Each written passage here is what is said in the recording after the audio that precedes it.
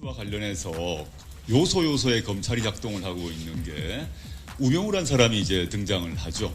나왔습니다. 우병우가 나오고 난 뒤에 최재경이 들어갔습니다.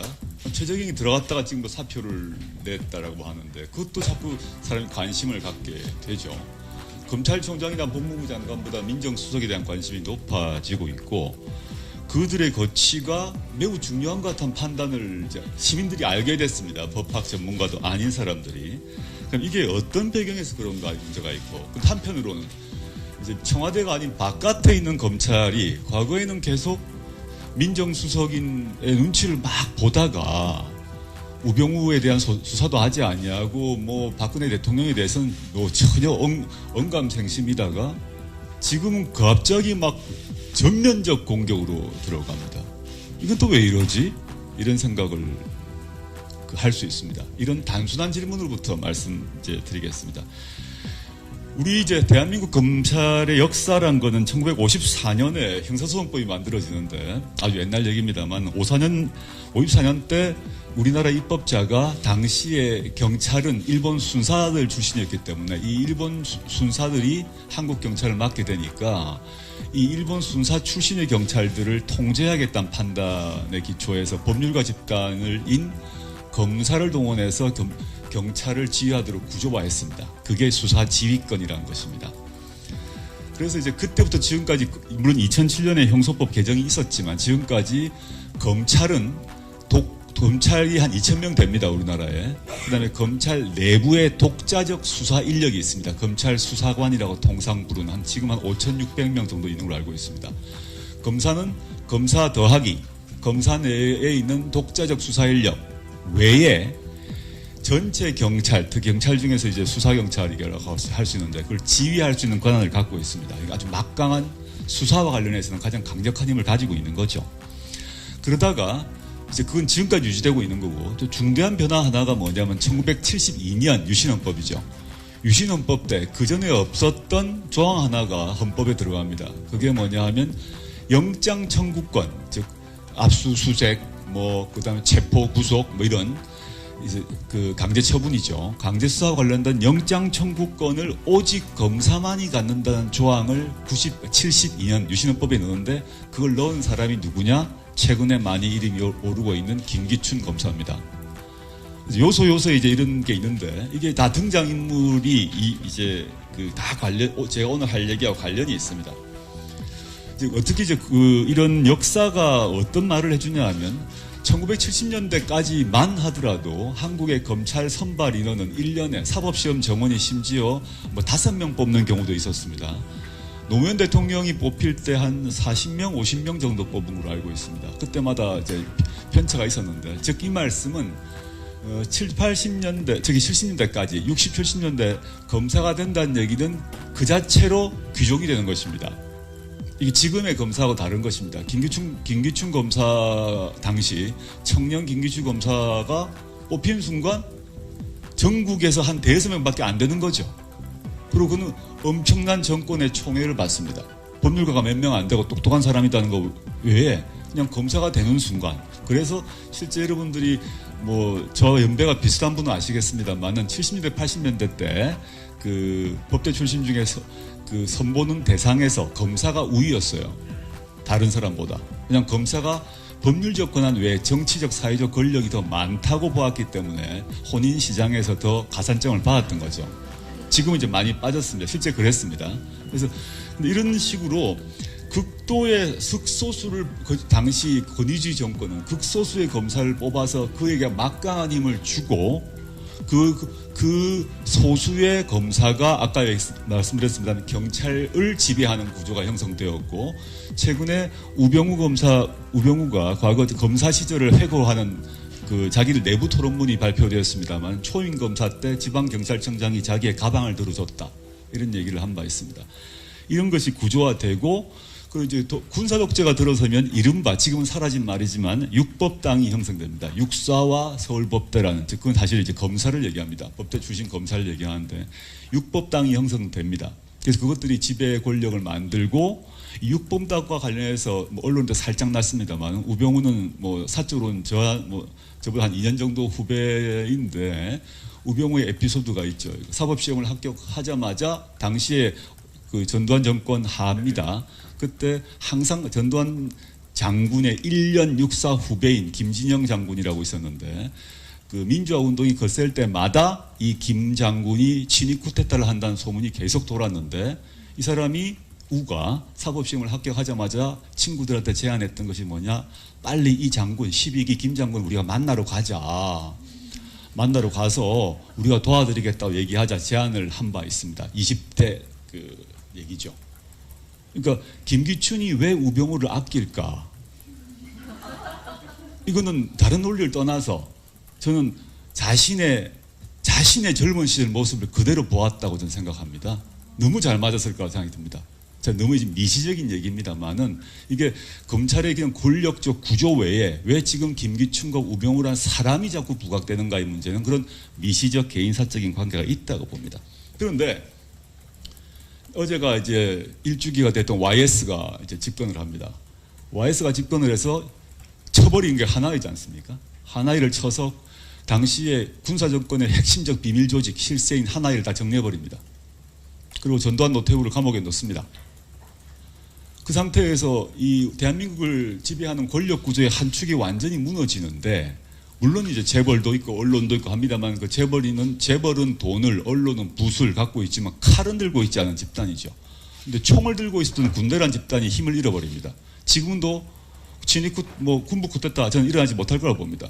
일어난다 그러면 저부터 총을 들 것 같아요. 사실은 이건 뭐 말도 안 되는 얘기라고 생각합니다. 군부 쿠데타를 즉 과거에 12.12, 5.18을 얘기하는 것인데 5.17, 5.18 그거는 한국 시민이 용납하지 못할 거라고 생각합니다. 그렇다면 즉 총을 든 국가 군인이 권력에 사라집니다. 문민 통제가 YS로 인해서 가능한 거죠. 그러면 칼이 필요하게 되는데 총대지 칼을 어떤 역할을 하냐, 검찰이 하게 됩니다.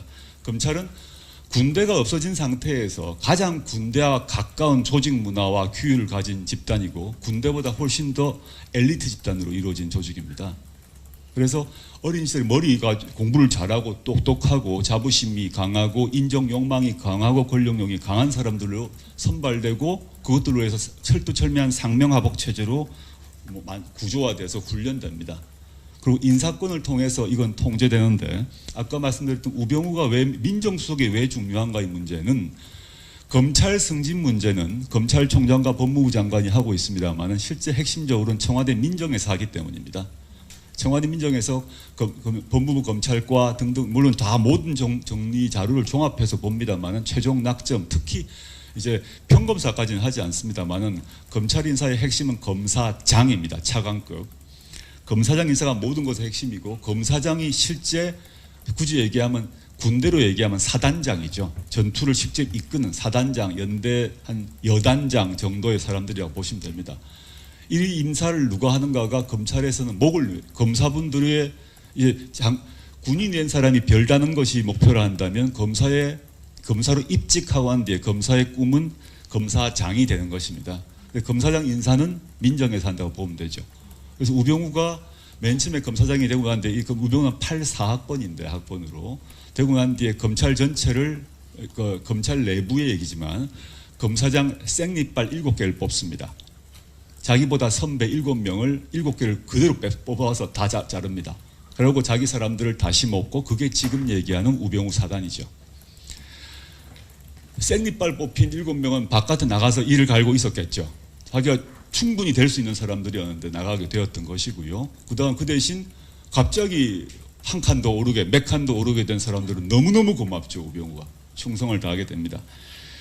이런 구조 하에서 인사권을 쥐고 상명하복 관계이기 때문에 인사권을 쥐고 그 인사권을 쥐게 되면 수사권 전체를 쥐고 검찰 수사권을 쥐게 되고 검찰 수사권을 쥐게 되면 경찰을 통제할 수 있기 때문에 당연히 청와대에서는 민정수석 그리고 이제 물론 법무부 장관과 검찰총장이라는 이 세 가지 포스트, 세 개의 포스트를 절대 놓지 않고 그것을 군대 대신에 사용해왔다라고 봅니다. 인사권을 쥐고 흔드니까 검찰에서는 정권의 눈치를 봐야 되는데 문민화되고 자유화가 되면서 검찰의 독자적 권력이 점점 강해집니다.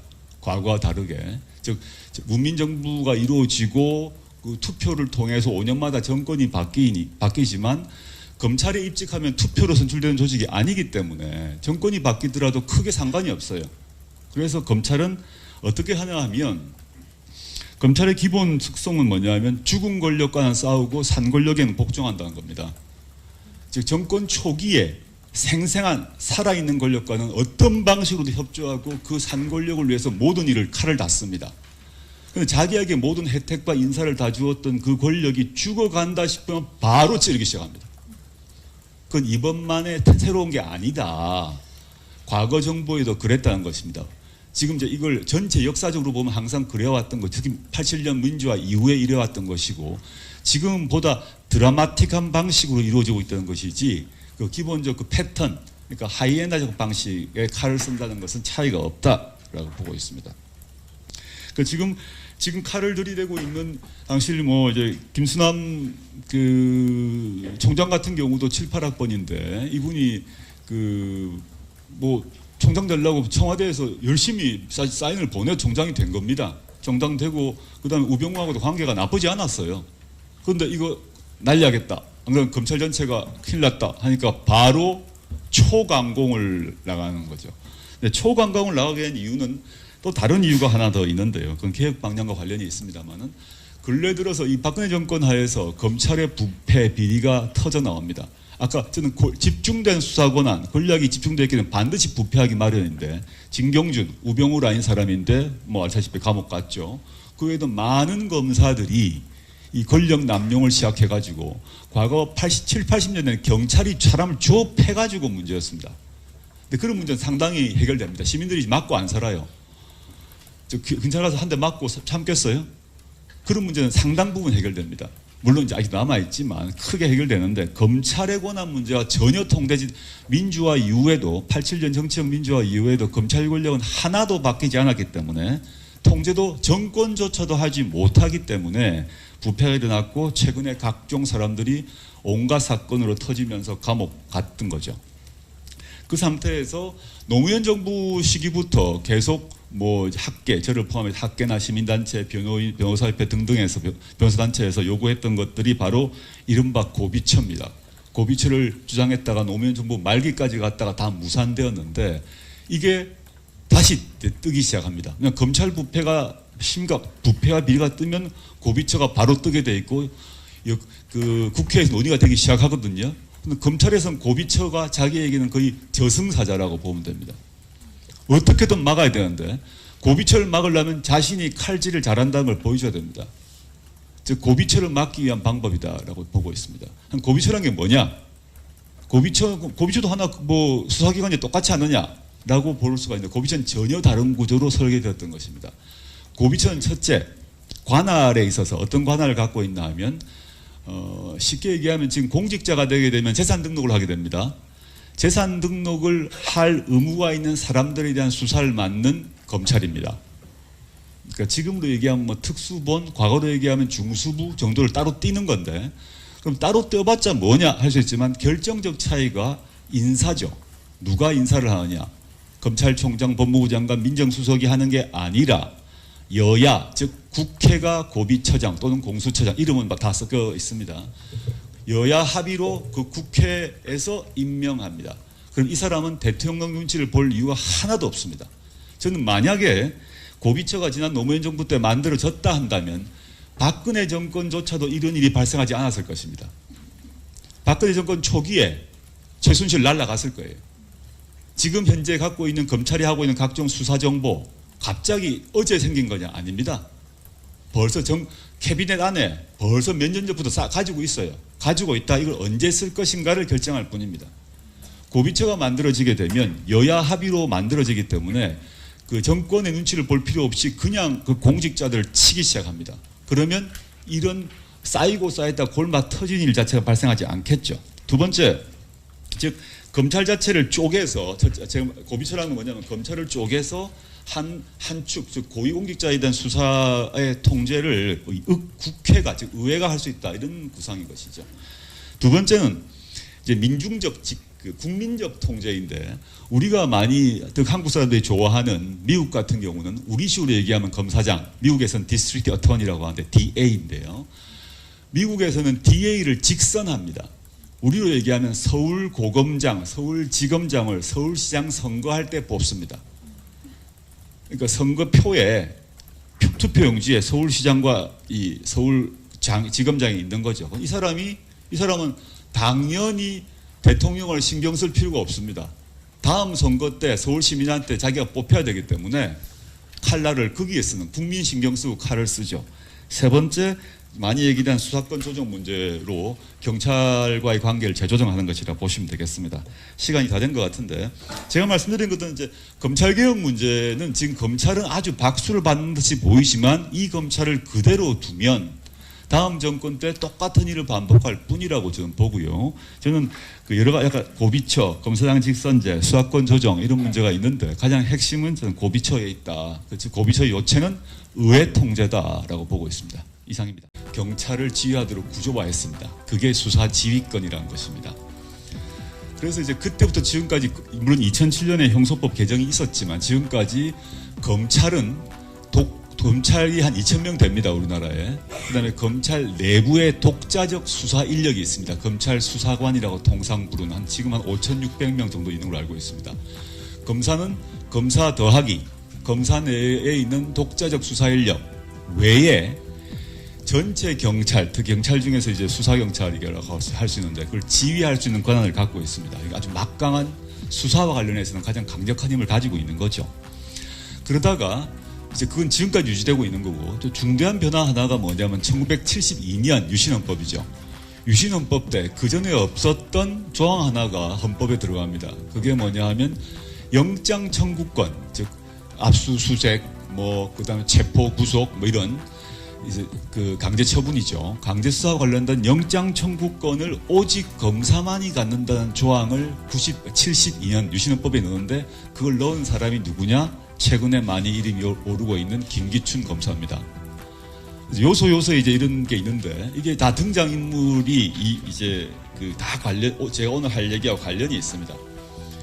이제 어떻게 이제 이런 역사가 어떤 말을 해주냐 하면 1970년대까지만 하더라도 한국과 관련해서 요소요소에 검찰이 작동을 하고 있는 게 우병우란 사람이 이제 등장을 하죠.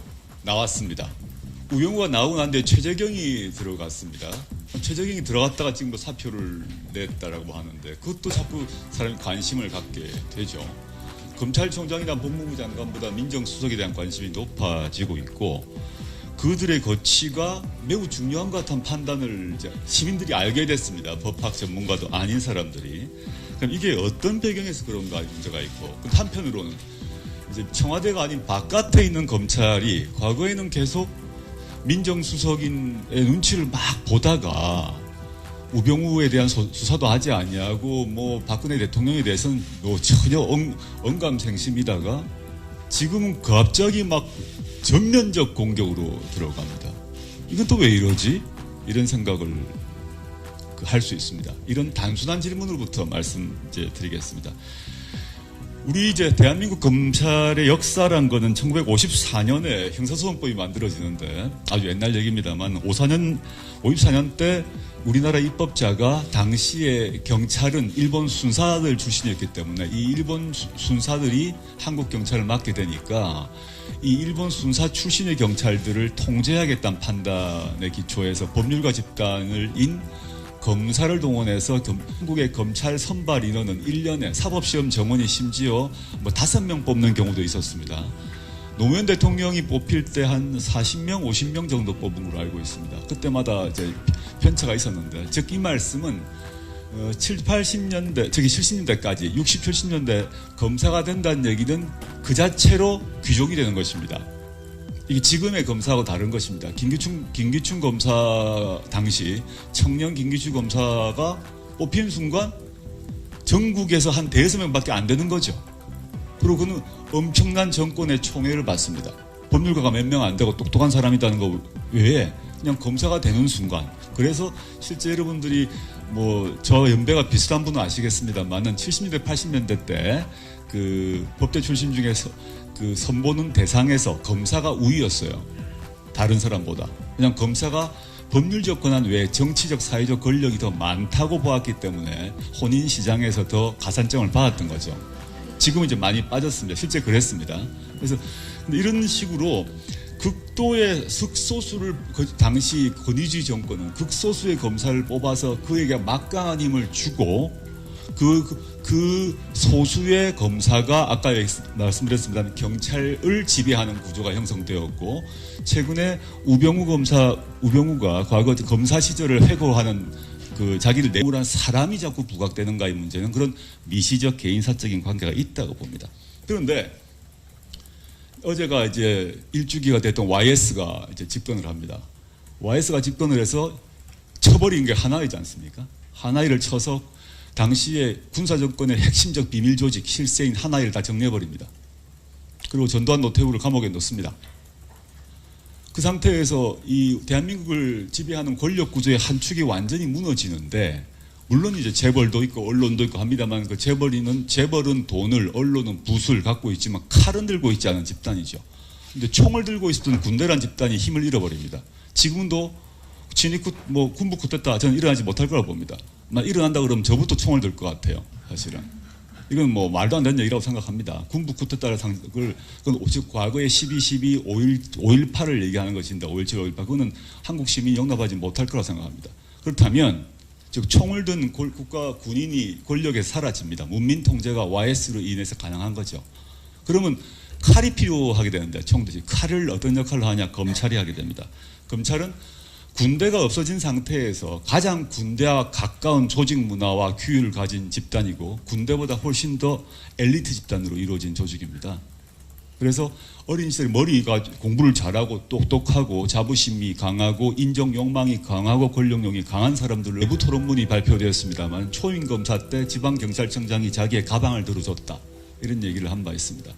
이런 것이 구조화되고 그 이제 군사 독재가 들어서면 이른바 지금은 사라진 말이지만 육법당이 형성됩니다. 육사와 서울법대라는 즉 그건 사실 이제 검사를 얘기합니다. 법대 출신 검사를 얘기하는데 육법당이 형성됩니다.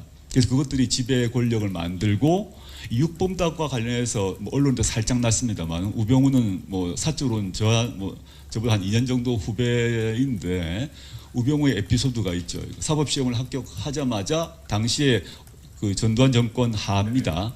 그때 항상 전두환 장군의 1년 육사 후배인 김진영 장군이라고 있었는데 그 민주화 운동이 거셀 때마다 이 김 장군이 친위 쿠데타를 한다는 소문이 계속 돌았는데 이 사람이 우가 사법시험을 합격하자마자 친구들한테 제안했던 것이 뭐냐 빨리 이 장군 12기 김 장군 우리가 만나러 가자. 만나러 가서 우리가 도와드리겠다고 얘기하자 제안을 한 바 있습니다. 20대 그 얘기죠. 그러니까 김기춘이 왜 우병우를 아낄까? 이거는 다른 논리를 떠나서 저는 자신의 젊은 시절 모습을 그대로 보았다고 저는 생각합니다. 너무 잘 맞았을 거라고 생각이 듭니다. 너무 미시적인 얘기입니다만은 이게 검찰의 그냥 권력적 구조 외에 왜 지금 김기춘과 우병우